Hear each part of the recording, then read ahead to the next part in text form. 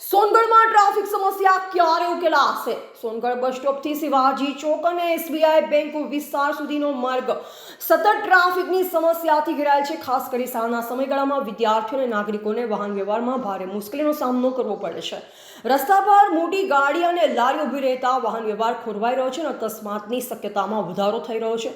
સ્થાનિક નાગરિકોના જણાવ્યા મુજબ નગરપાલિકાએ લારી ગલ્લા માટે કરોડો રૂપિયાનો શેડ બાંધ્યો હોવા છતાં ઘણી લારીઓવાળા હજુ પણ મુખ્ય માર્ગ પર જ વ્યવસાય કરી રહ્યા છે.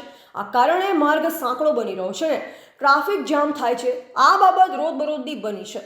નાગરિકોનો આક્ષેપ છે કે નગરપાલિકા દ્વારા ખર્ચાયેલા મોટો ફાળો વાસ્તવમાં નાગરિક હિતમાં ઉપયોગી સાબિત થયો નથી. તંત્ર દ્વારા પૂરતી કાર્યવાહી હાથ ધરાતી નથી અને પોલીસ તંત્ર તરફથી પણ ટ્રાફિક નિયંત્રણ માટે કોઈ કડક પગલાં લેવામાં આવતા નથી.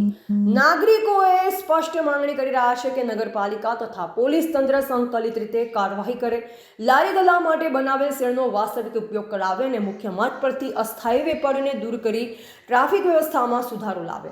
હવે જોવું રહ્યું કે નગરપાલિકા અને પોલીસ તંત્ર આ ગંભીર સમસ્યાને કેટલી ગંભીરતાથી લે છે અને નાગરિકોને રાહત આપવા કેટલો ઝડપી નિર્ણય લે છે. રિપોર્ટર મનીષ જ્ઞાનચંદાની, જિલ્લા બ્યુરો ચીફ, તાપી.